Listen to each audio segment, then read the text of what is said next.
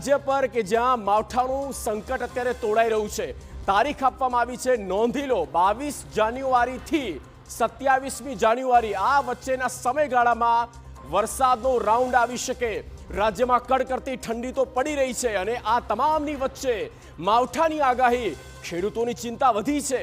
સૌરાષ્ટ્રથી લઈને કચ્છ અને ઉત્તર ગુજરાત વરસાદની શક્યતાઓ વ્યક્ત કરાઈ છે, ત્યારે જુઓ કેવી રીતે વરસાદ વધારી શકે આ મહા મુશ્કેલી।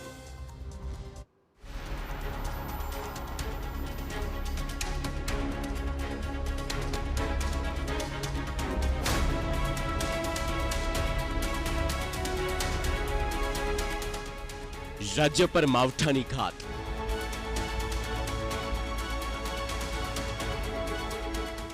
22 થી 27 જાન્યુઆરી આવી શકે માવઠું।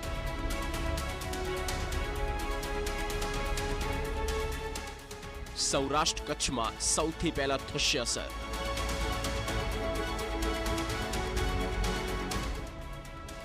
ઉત્તર ગુજરાતના જિલ્લાઓમાં વરસી શકે વરસાદ।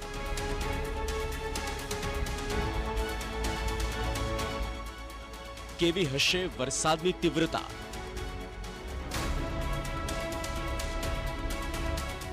ડિસેમ્બર બાદ હવે જાન્યુઆરીમાં પણ ત્રાટકી શકે છે માવઠું।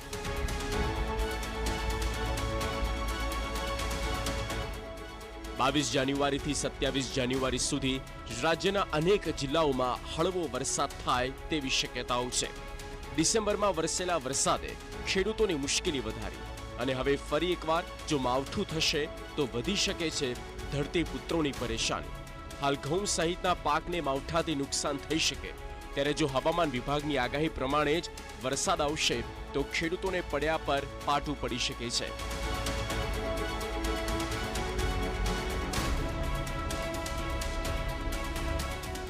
દેશની રાજધાની દિલ્હી અને આસપાસના વિસ્તારો સહિત ઉત્તર ભારતમાં હાલમાં તીવ્ર ઠંડી પડી રહી છે।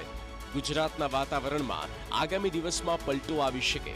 વેસ્ટર્ન ડિસ્ટર્બન્સની અસર હેઠળ 22 જાન્યુઆરીથી 27 જાન્યુઆરી દરમિયાન ઉત્તર ભારતના પહાડી વિસ્તારોમાં ભારે હિમવર્ષા અને મેદાની વિસ્તારોમાં વરસાદ પડવાની શક્યતાઓ છે।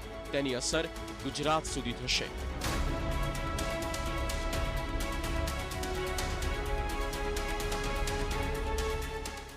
હવામાન નિષ્ણાંત અંબાલાલ પટેલના જણાવ્યા અનુસાર કચ્છ, ઉત્તર ગુજરાત અને સૌરાષ્ટ્રના કેટલાક ભાગોમાં કમોસમી વરસાદ પડવાની સંભાવના છે। આ સિવાય રાજ્યના પાટનગર, ગાંધીનગર અને અમદાવાદમાં વાદળછાયું વાતાવરણ રહેશે।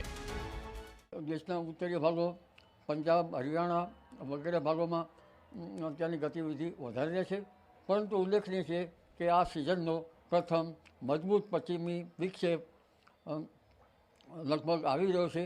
એટલે 22 થી 26 તારીખમાં જાન્યુઆરીમાં એક દેશના ઉત્તરીય પર્વતીય પ્રદેશોમાં ભારે હિમવર્ષા, સખ્ત પવનના તોફાનો, કરા પડવા, મેઘગર્જના થવી વગેરે બની શકે છે અને ત્યાંની અસર છે કે ઉત્તર ગુજરાતના ભાગોમાં પણ થઈ શકે છે। જો સાયક્લોનિક સર્ક્યુલેશનના કારણે અને બંગાળ ઉપસાગરના ભેજના કારણે લગભગ તેની અસર દક્ષિણ ગુજરાતમાં પણ થઈ શકવાની શક્યતા રહેશે। અરબ સાગરના ભેજ અને પશ્ચિમ વિક્ષોભ મર્જ થતાં તેની અસર થવાની શક્યતા રહે। ફેબ્રુઆરી મહિનામાં પણ વાતાવરણમાં પલટાની શક્યતા અંબાલાલ પટેલે વ્યક્ત કરી છે। 30 જાન્યુઆરીથી 5 ફેબ્રુઆરી વચ્ચે રાજ્યમાં ફરી એકવાર નવું વેસ્ટર્ન ડિસ્ટર્બન્સ સક્રિય થશે। આ દરમિયાન રાજ્યભરમાં આકાશ વાદળોથી ઘેરાયેલું રહેશે, તેમજ ગુજરાતના અનેક વિસ્તારોમાં ભારે પવન અને ગાજવીજ સાથે વરસાદ પડવાની શક્યતા રહેલી છે। ઠંડીમાં થશે આંશિક ઘટાડો।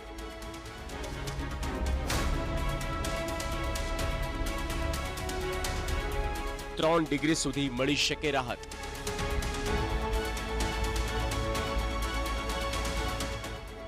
સૌરાષ્ટ્રને મળશે કડકડતી ઠંડીથી છુટકારો।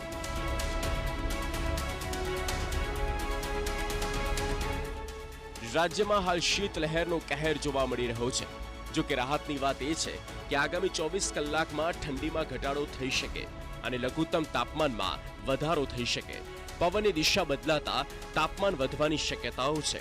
આગામી 24 કલાકમાં તાપમાનમાં 2 થી 3 ડિગ્રીનો વધારો થશે। 7 દિવસ સુધી વાતાવરણમાં કોઈ મોટા ફેરફારની શક્યતા નથી।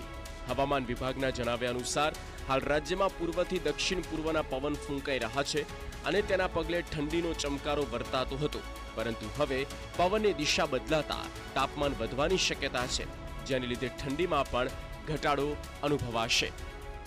16 से लेकर 22 जनवरी तक मौसम आमतौर पर शुष्क रहने का पूर्वानुमान है और जो लघुत्तम तापमान है अगले 24 घंटा में 2 से 3 डिग्री सेंटीग्रेड थोड़ा बढ़त रहने का चांसेस रहेगा और उसके आगे कोई बड़ा बदलाव नहीं रहेगा अगले 6 दिन, मतलब 17 से लेकर 22 जनवरी तक। अहमदाबाद का जो पूर्वानुमान है क्लियर स्काई रहेगा, उसमें जो लघुत्तम तापमान है 15 डिग्री सेंटीग्रेड के आसपास रहने का पूर्वानुमान दिया गया अगले 24 घंटा में। आम तो ठंडी तो राहत मळशे, परंतु पछी गुजरातमां मावठुं आवी शके। गुजरातना करा साथे पड़शे कमोसमी वरसाद। वेस्टर्न डिस्टर्बन्स सक्रिय थवाथी उत्तर भारत सहित गुजरातना अनेक विस्तारोमां मावठानी शक्यता छे। 22 થી 27 जान्युआरी दरमियान करा साथे कमोसमी वरसाद पड़ी शके। सौराष्ट्र अने कच्छमां मावठुं आवी शके। आम खेडूतोए साचवવું પડશે, नहीं तो मावठाना मारने कारणे धरतीपुत्रोने लागी शके छे मोटो फटको। Bureau report, TV9।